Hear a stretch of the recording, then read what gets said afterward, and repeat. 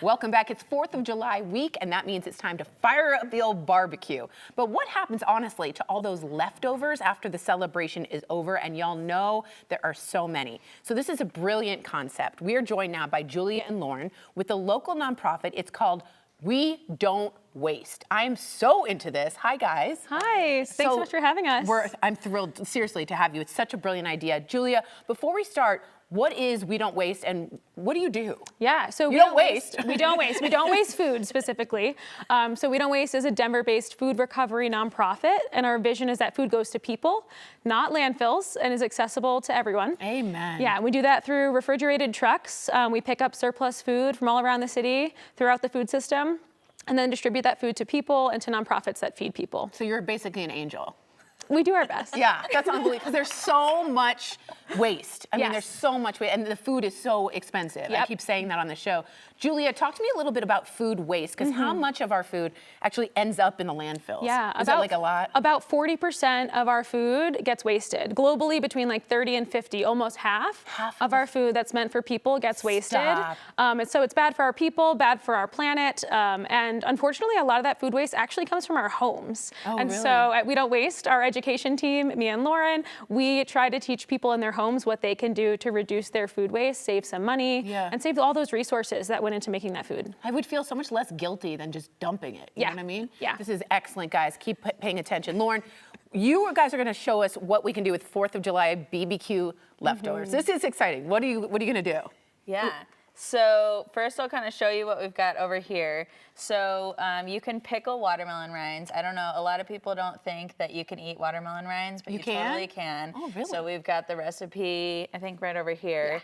I do like a 3-2-1 ratio, 3 cups of water, 2 cups of vinegar, 1 cup of sugar, That's and whatever seasonings you want. Okay. Yep. And then I take it a step further. Of course you do. And after a week of pickling, I throw it in a crock pot with some barbecue sauce and make like almost like a pork belly, but a vegan version. What? With the rinds? It's so good. Yes, Is with it? the rinds. Okay, so we're going to try this, y'all. Yeah. This is so, I've never even thought about that. We've got some slaw I can add. Can I be honest? I love slaw. I love me too. some slaw. Lauren's slaw's really good too.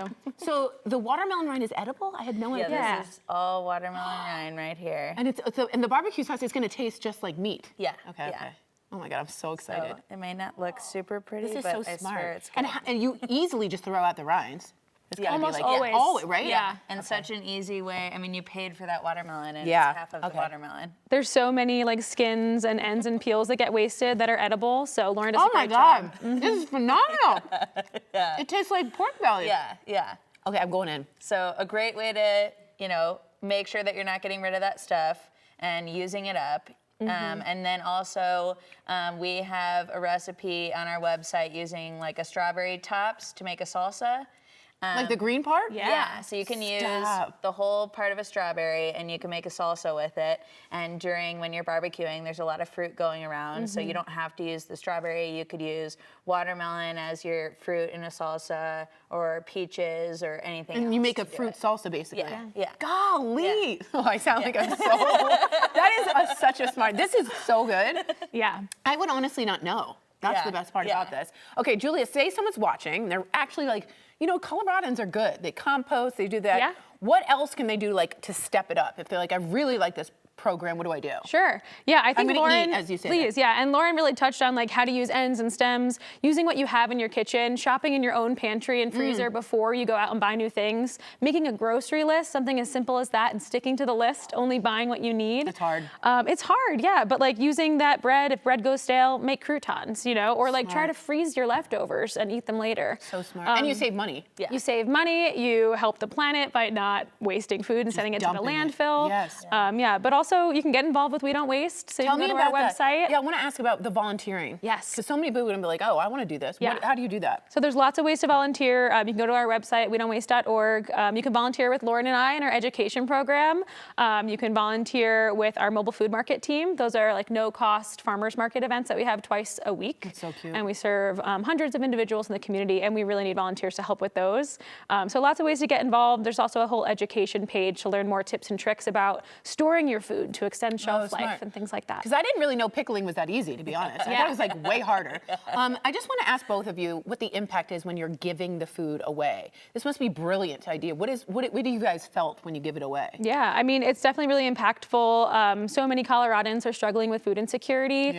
With grocery prices so high, it can be really hard to afford nutritious food for your family. Yeah, it is the nutritious food that's expensive too. Yeah, and so we do what we can to make sure people have food to eat, like this week, you know, and that can go a long way. I bet it feels good too, no? Yeah, yeah. And it's so silly a lot of the times the reasons why this was going to get thrown away. Totally. So it feels good to be able to hand it out. God, and if you have a family of like 4 or 5, do you know how much money you can save this way? Unbelievable. Absolutely. And help someone in need. Yes. So good. All right, thank you so much. I think this is a brilliant idea. I really do. For more ideas on how you can use your 4th of July barbecue leftovers, go to, as they said, WeDon'tWaste.org. That's also where you can sign up for volunteer shifts or donate. And I volunteer in a lot of things. It just makes you feel good too. It helps, and it really helps your soul.